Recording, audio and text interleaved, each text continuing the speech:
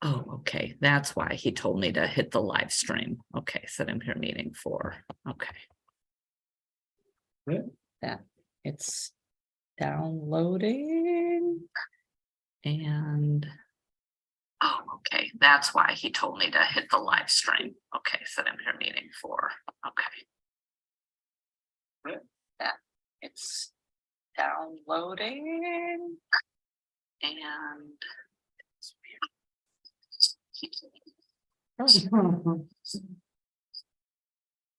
oh, that's when okay, that's weird. Why is it doing that?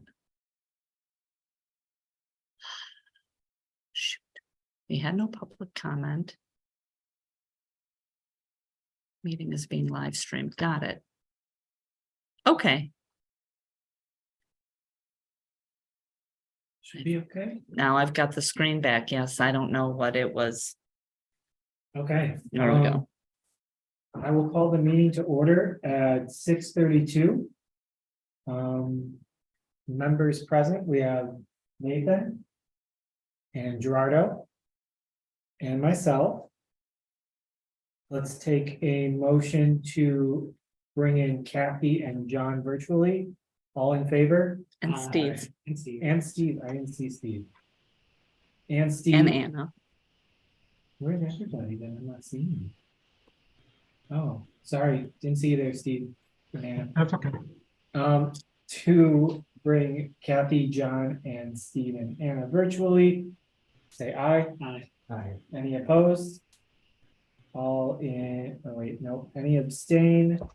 Cool, that passes. So, up first, we have no public comment. No. Okay, nobody's here. Next, for president's comments, I won't have anything, so we'll go next to policy, so use of the library policy. Did everyone have a chance to read through that, and did anyone have any other things to discuss about it? I received one question by email just about the designation about guns in the library, and just confirmed with the Illinois state statutes that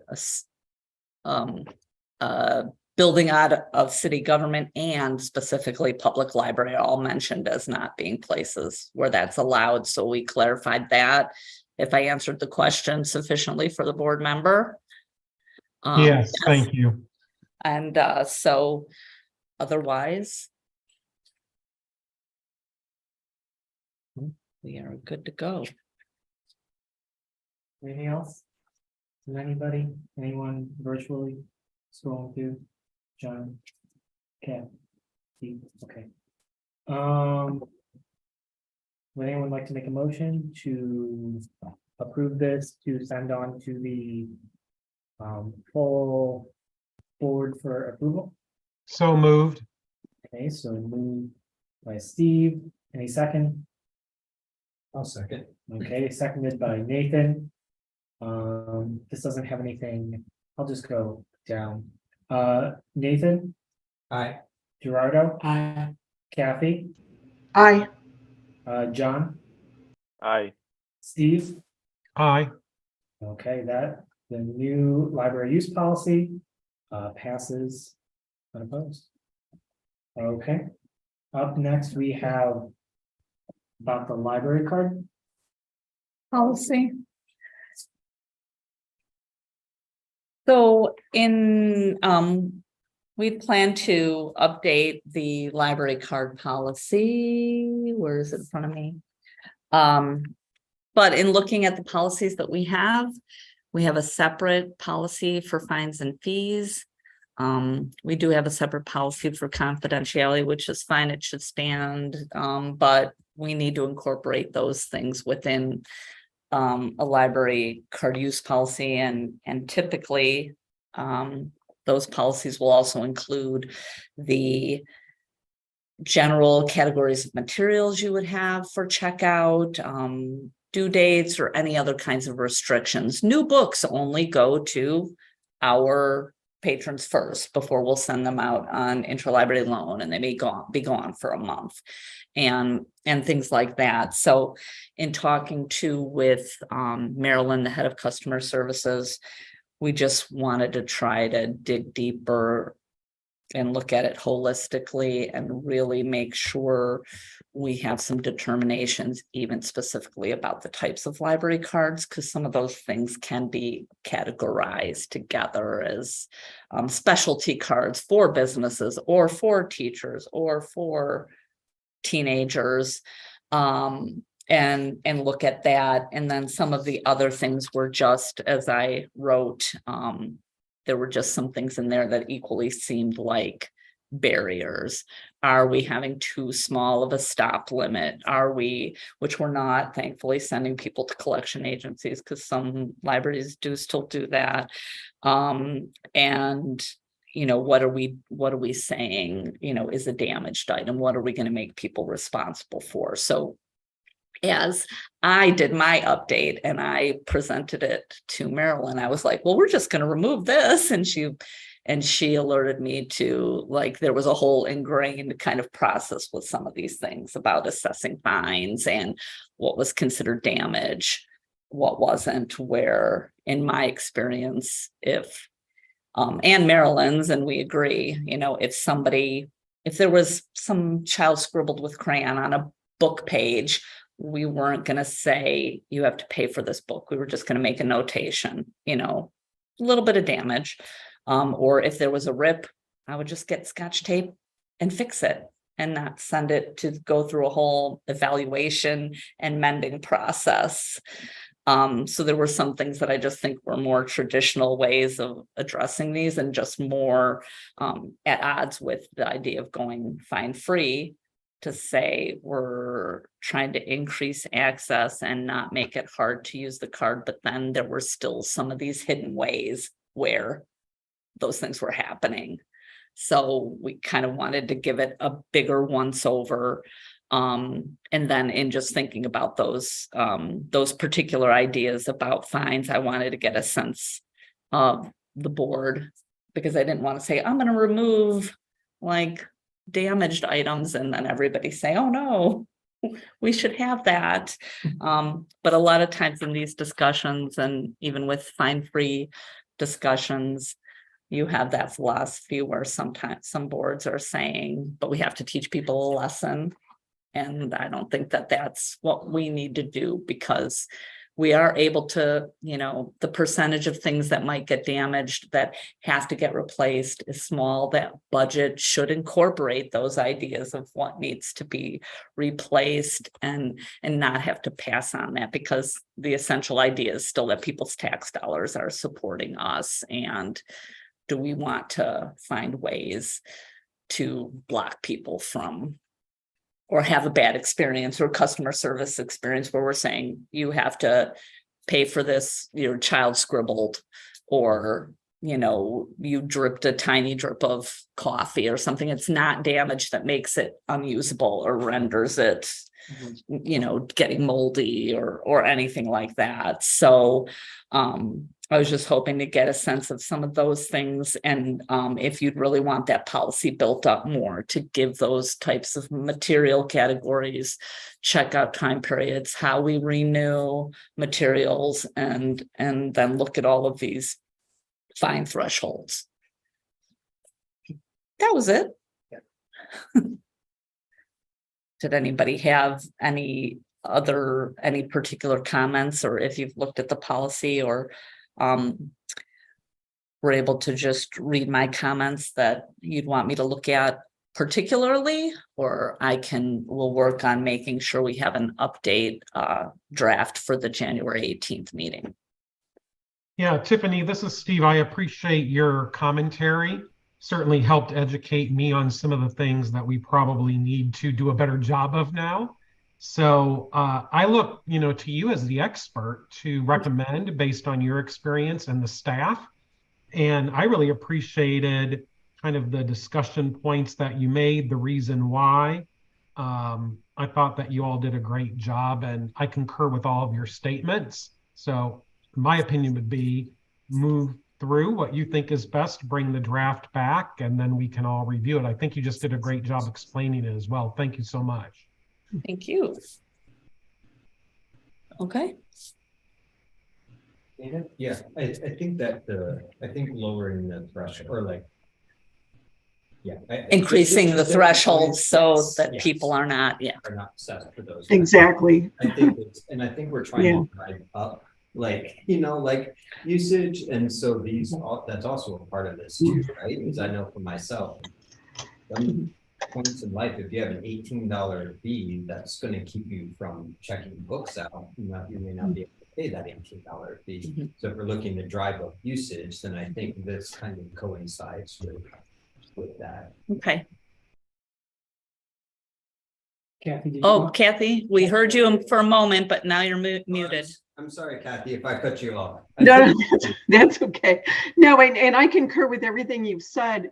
And also the issue of not accepting good faith replacements. I think, that I think common sense tells us, if somebody's trying to do the right thing, just let them do it. Mhm. Yeah. I think that fits along with our library use policy of working towards that kind of. Why can't I think of the word? Restorative process and all that. Mhm. I really like when our policies are clear, so not having what those fees would be for like the damages, like, and all that, I think that's like bad practice. So I'm excited to hear that it's gonna be a little more thorough, but I know some of our Yeah. policies are getting bigger. That's okay. No. And I did have one question in regards to that. How do you see the balancing of like wanting to make sure it does cover things while also not being like, hey, we charge $10 for a processing fee, and now we're gonna, inflation, we need to charge 15, and now the board needs to revise the policy because we need to. Does that make that question? Make sense? Yes. And I think with the same kind of fine free, when we were looking at that at my last outreach, we eliminated the processing fee just because of, again, all of our processes are, I don't even know the right word, but I mean, they're kind of rote processes in a lot of ways. So whether or not if an item is damaged or lost, or we withdrew it, it's not being used anymore, it still goes through the same process. Do we need to reorder it? Is it popular? Is it in print? So kind of assessing what we might say $3 or $5 on the staff time, maybe to replace that item. We're just doing that as a regular course of business anyways. And it really seems arbitrary to say, again, like, do you take a pair of jeans back to the Gap and they go, $3, I'm not going to give you back because I have to fold it, and put it over there. So I don't think that that's fair or reasonable, and I would rather not have that. Yeah, I think a way to kind of solve that would be, I know we talked about redesigning the website and something. Oh, yeah. And some things where that could be an easy to find page on the website or is posted somewhere in the library or pants, I don't know. But that it's still easily accessible, but not like clogging up our, I don't know. Yeah. Okay. Yes, but thank you for your, I'm excited for it and thank you for your work. Oh, sure. Thank you. The cellular agreement policy really wouldn't typically be something brought to the board, but because it had been an issue with the last few people who had left, like over the course of the last year, that somebody was designated as having a phone.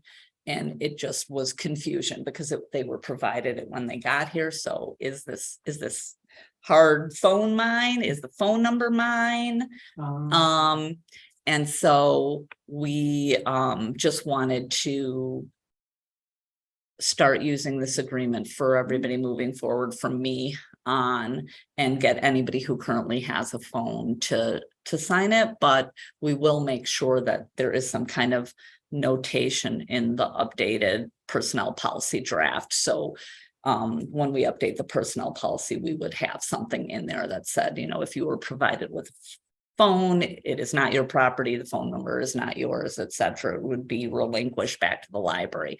And so because it would eventually make its way into the personnel policy, I wanted to make sure you felt comfortable with us kind of doing that right now and getting everybody to sign that. Do they have staff laptops or anything else like that? currently? There are, I mean, we could add that there are some staff who have laptops that are able to be brought home or out of the building. I Yeah, just didn't know if it that- could be like a multi-use form eventually. yeah, Where it's for any technology used in it. I don't know. yes, that makes sense too. And we can update that for the personnel policy too. Okay, And then I know you sent me an email about the operations. Policy as well. I don't know if you want to say anything about. of the personnel policy No, the update? Oh, operations. operations. I don't remember. I'm sorry. It's okay. The operating policy, how it just says our hours. The days that we're closed, and mentions library cards. You sent it on the 20th, so. Wow. Okay. Well, you basically just said that it's. Oh. Redundant and causing. Oh, yes, And- that's right. I did Policies. notice that. Okay, yeah. And when I was kind of reviewing some of the policies to see what overlapped with the library use, there is a library operating hours policy on the website, but it's really just our standard, hours and closing dates, and then they're getting it, but it wasn't updated on an annual basis. Yeah. So all these fluctuations and stuff during the pandemic didn't get updated. And so if the website is the first place that somebody goes to find out that information and clicks on that, it's wrong. So I was just going to completely remove it off the website and not worry about ever updating it because it's already included in other policies. Yeah. Okay. Do we need to make a motion to, I always mess up that word test. It's a set. That it's, I was just gonna say you can sunset that policy. Anyone else? John, you know the word. That it's I don't know if you can- seceded by? No. I'm not sure. I'm not sure. John, I don't know if you can hear me. What's the word when you get rid of a policy? You don't know? Oh, I thought you would. Just look like a guy that would know that word. No, it's not a session. It's like- Oh, yeah. Can we just say remove? the Yes. policy? Okay. I would say, I make a motion, we remove the. policy. Repeal? Okay, we'll go with remove. It's easier. We all understand. Okay. Motioned by Nathan to remove the operating policy. I'll second. Seconded by Kathy. I heard her first. We'll get the next one. I'll go down the list. Steve, Yes. John, Yes, Kathy, Yes, Gerardo. Yes. Nathan. Yes, Cool. The operating policy will be removed at the next meeting. Okay. Next, I don't think there are any more policy things, right? No. No. Cool. So we've got the strategic plan. Yes, so thank you so much for getting this together. Oh, sure. We have a RFP to develop a strategic plan to better actualize our full potential. And so that great community profile, follow what the demographics and the scope of work, and then our asks, what are our deliverables. And then I'm interested in the timeline for how it's going. I get excited by strategic planning, but October seems so far away. But I do think we'll really get a fully developed strategic plan the longer we develop this out.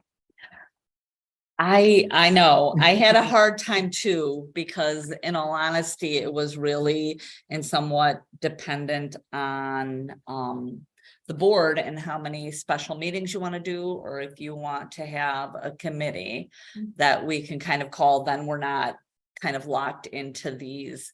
We need to interview people at the committee of the whole and then vote on them at the 2 weeks later, and then set up another each month that the process goes on. So it could get condensed. And I do feel like we could amend that final deliverable to be something along the lines as mutually agreed upon no later than, September even. And that way, depending on what our consultant, how fast they're able to work, if they're able to work with the city or other agencies in some way that are already doing strategic plans to get some of that information, some of that surveying demographic information or other things that are going on in what the city is planning, and they're doing their strategic plan. If there's a way to, maybe that would speed up the process too in some way. So I could at least do some adjustment to that final end date. And even the the whole consultants will be interviewed by, or firm will be selected by, is just more a matter of adding an extra meeting in there. But I mean, we would need the whole board to approve the that contract. part, but Yes. the interviews we could split up, right? If we needed to. Mhm. Okay. Anyone virtually want to add anything? Yeah. No, see head shaking, okay. I thought the community profile was really long. I don't know if this is, I don't know, it was longer than the rest of it felt longer than everything else, and I don't know how useful can it be. I didn't disagree. I kind of didn't want to leave anything out. And a lot of times it's often just demographics, and we can have a few highlights because part of that is doing their work for them. And they should also be looking at those things. But I put in a lot and worked with Susan on it, and she was, pulling different information from the city and the park district and different things so that we could be expansive in order to contract, because I didn't really want to leave anything out that you thought should be highlighted. But I can shorten it or not give as much details and still have some of those bullet points. This is just a thought. Would it be worth looking at maybe like doing like a bullet point version and then including like an appendix or like something? I don't know if an appendix is too much, but something where it's like, hey, these are the major points for fuller explanation. From our website. Right. Yeah, exactly. Google us not. I don't know. What do the rest of you think? Do you feel like that's too much for? Well, I think as looking at it and thinking about it, those bullet points could be condensed and kind of centered more of these are community organizations, this is educational institutions, this is entertainment. I mean, you could have the Genesee Theater, the beach, and you don't really have to give details about what they are doing, just that we mention them in some way like that.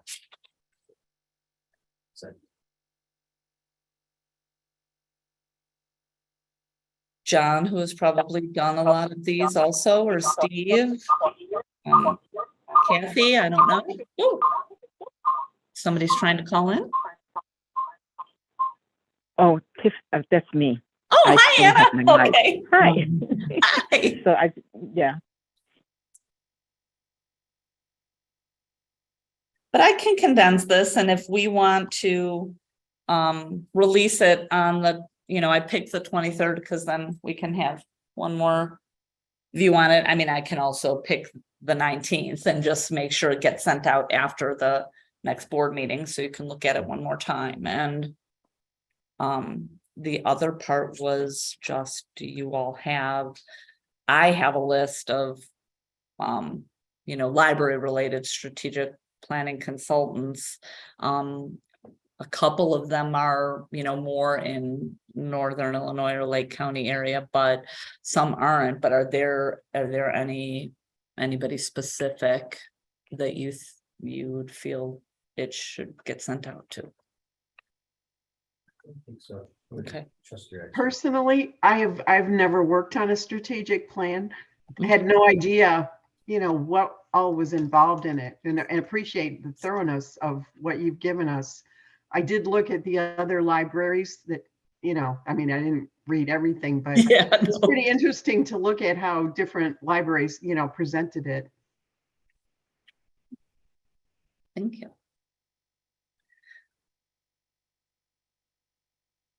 In the deliverables, did it include that they will be, I don't know if it explain if they would be leading. Are they leading like these focus groups? Are they setting up the focus groups and organizing all those? Okay. I just didn't know if it said that so that it's clear when we get the proposal back. So the priorities, the measurement tool. Yes, I can make that clear. And often we would work with the consultant to say, okay, I'm available at these times for focus groups. And we would work with them, but then our marketing kind of mechanism takes over. So we put it in our newsletter, we put it on our calendar, we put signs up or do other kinds of solicitation.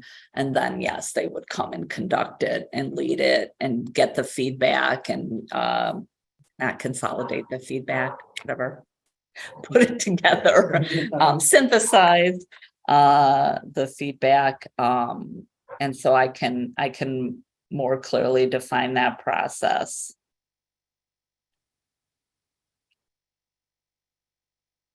Okay.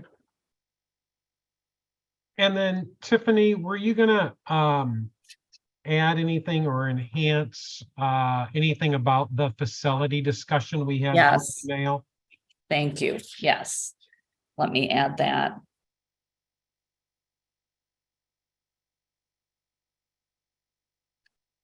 So that question was from Steve, just thinking also about the building itself. So and make sure that that is part of the focus group, and that there are questions that can lead to that. Should we have a XYZ space? Does that, pardon? It would include both branches. Fair. Yeah. I mean, that could even be a question. Does the library need a second branch? Is this space adequate for the library? Or, as things come up in the focus group, those could lead to questions about the building. So making sure that that is on the consultant's mind too, to inquire further about that. And then Tiffany, one thing as you were talking that just came to my mind was maybe a comment or even in discussion with whoever is chosen, the outreach vehicle that we're working on. Right. Because Yes. that certainly is going to be very important. So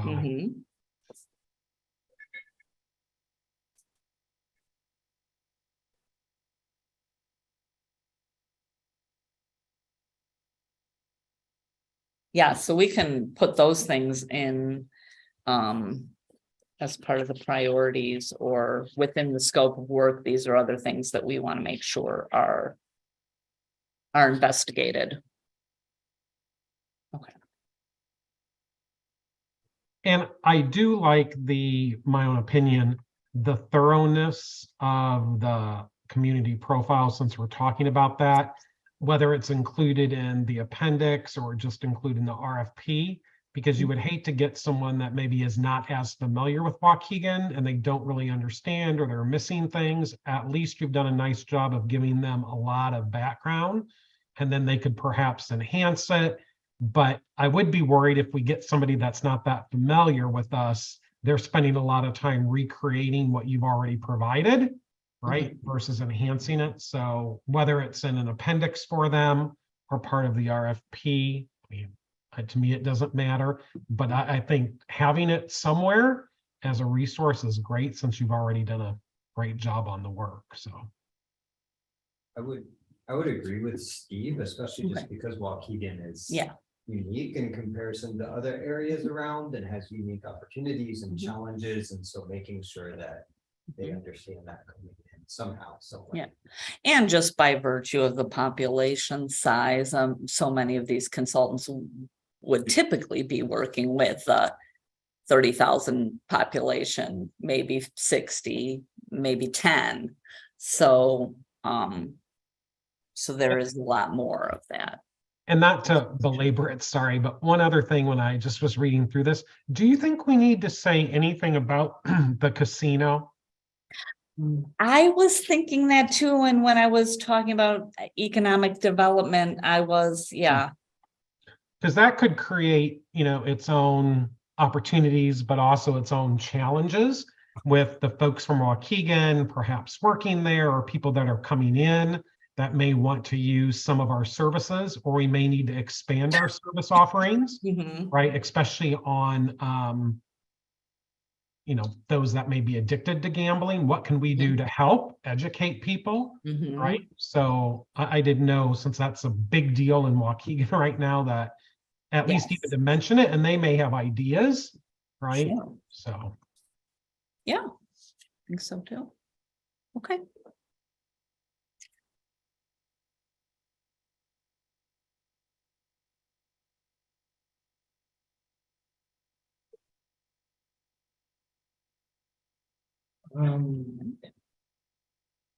So any other discussion on the RFP for now? No. Now looking at the other examples that we saw. Does anyone have any comments they wanted to add about that? Yeah, I like Palatine libraries. Okay, It works in two ways, where the front cover is essentially their one pager, talking about their vision, their mission, and then their values in regards to how it ties to their purpose. And then that's just at a quick glance, you can read it right on the cover. But then they really get into the depths of it within the following pages. And it could serve both audience of those that I just want to go in and out, or I actually want to read and get more data out of this. They had nice deliverable measurement tool in there too. And so, yes, I mean, particularly if you see something, then that's easy. I can call Jeannie, the director, and just say, who did your plan? So, that's easy, because there were a couple examples that I saw, and I saw that same formatting and measurement tool in a couple. So that's probably likely the same consultant, but. I agree with Gerardo. That was the one that stood out to me the most. It was most visually appealing, and it seemed like it flowed nicely. I really liked the Racine one, where each of the goals had different priority levels on there. I don't know if that's a little too much, but it was really nice for me for looking at, and would be useful if I would, for any of us to look at, like, oh, this is an ongoing, or this is what we need to do now. I like that one, and I really liked how the Grays Lake one was just 2 pages, which was, I mean, I know I like the thoroughness of the others, but as like maybe that ours could be made so it's a 1 page, a 2 page. Yeah, Right. How modular do we Right. want this to be? Right. There are definite ways that you can craft that larger plan to be that marketing tool Mhm. where that's what they're showing to the public. They're not necessarily saying, whatever. Create more study spaces might be their goal, and they're not telling you the 10 like little nitty gritty things the staff are doing to make that happen. But Mhm. yeah, so all those action steps don't have to be included. We can have that priority and goal, and that's what we show people. Yeah, I like the city of Chicago's. I thought how they listed out their objectives and then their action items with how they measure success to the right of the objectives was easy to kind of follow. And I thought it presented itself well. I thought there's a lot of great examples though in what you provided. But that one just kind of stood out to me. And I like some of the photos they used as well. I thought were indicative of who they serve. Yes. Yeah. Yeah, I agree with Steve. I like Chicago's probably the best, but their objectives laid out like that. But Palatine's was a good example. That was great. I disagree with Rob a little bit on the Grays Lake one. I felt that was a little bit short, that it didn't have it just had the priorities, not the how to or the step. There might be something to be said for, the CPL one is interesting because they pull their foundation supports all of that too. So I'm and they just, I'm sure, have Yeah. a deep marketing budget. So, but thinking about how that's presented is important. And so building into the budget too, just for us, how do we want to present it? Is it a booklet? Is it, what are different formats that we have it in? Would be nice, because that was very impressive. Yeah, and I'll go back on Palatine's. I like kind of the first page. I thought it was easy to read their mission, vision, experience, engagement, endurance. What I personally didn't like is then starting where they start with introduction through the next couple pages. To me seems very like a Word document that somebody's sitting in an office typing, right? I just think it's more of a that's why I like kind of Chicago's, just I think the marketing presentation and the PR side. Yeah. I think to your point, Tiffany, they have pretty deep pockets, right? But is there something there that we could take and make work for us versus giving somebody a partial Word document? Right. But I thought the examples were great, and I appreciate y'all taking the time to provide them. Okay. Yeah. I will check in with those library directors and find out more. Yeah, so if you Okay. think of any strategic plan places, what are those called? Consultants. Consultants. Firms, yeah. Just let Tiffany know. Mhm. We've got, would this be a time to do the goal? No, that would be. Wait till. Yeah, so we included the upcoming events and an outlook for 3 months of a couple of things to expect, mostly executive session minutes review and another couple chapters from standards. I included, and they were just a very broad overview of goals and probably biting off more than I can chew. But there's a lot going on and we kind of have to get some of those things done anyways. But next board meeting, we would have the executive session 6-month review. And then if we wanted to talk about director's goals and if there is anything else, there was one more item, possibly anything else with the Ray Bradbury collection or any collective bargaining contract discussions, we could put all that into an executive session in January. And then, they're all allowed to be in executive session, all of those topics. So we might as well hit them all. Okay. at once, if that's okay. Yeah, I just didn't know. Yeah, I would appreciate the updates on the items you mentioned. Yes. Okay, so, next we've got the check detail report for December. Yes, so Tiffany, Anna, and I went back and forth on a few items. So just to bring a couple highlights. So the check number 116357 of the 250,431.25 is our bond payment, principal and interest. We pay the principal 210,000, and I had indicated this year, and then every December, and then interest is paid twice a year. So that's why we see the 250,431.25, which is a large dollar amount that we normally don't see in our check register. And then also had a question on 116397, and that was for $750. And Anna went to explain that that was paid to a performer who explained and celebrated Kwanzaa with the participants. So thought that was a good explanation.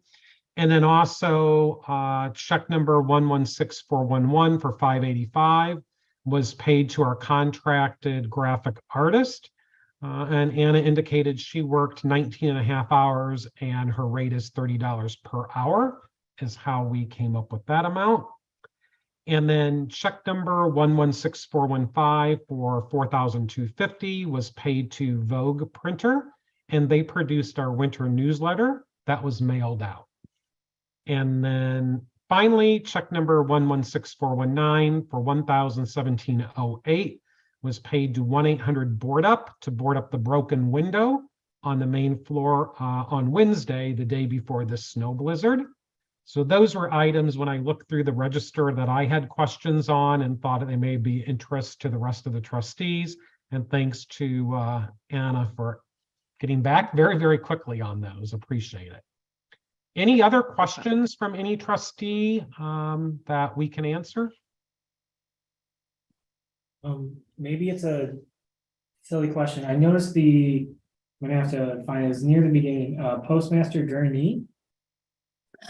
The mailing, the postage for the newsletter, Okay. that should be, Yeah. but I didn't Anna, know why. yes.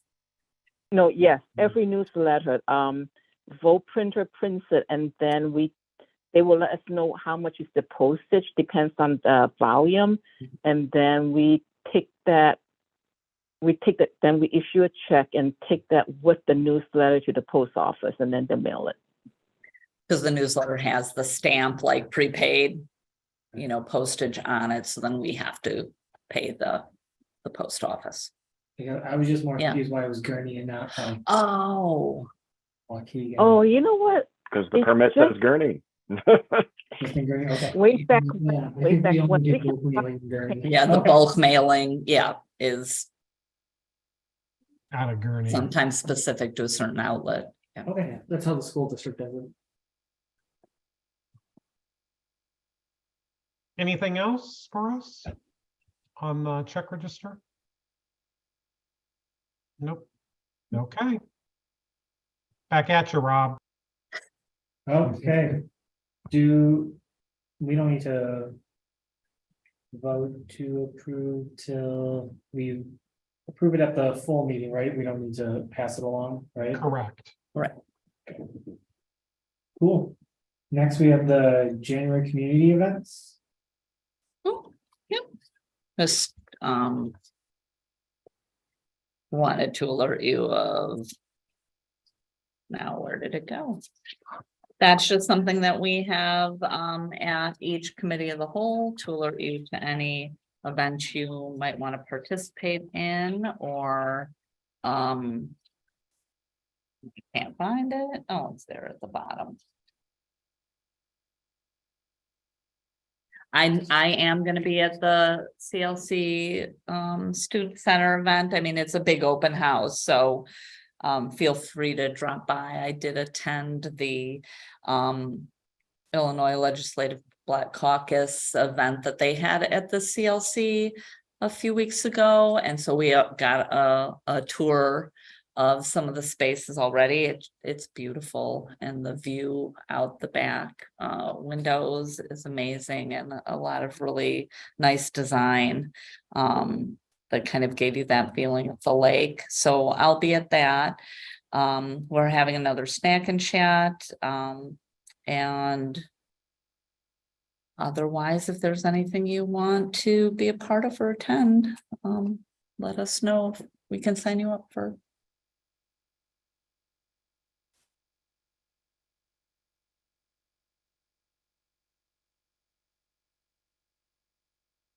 Okay.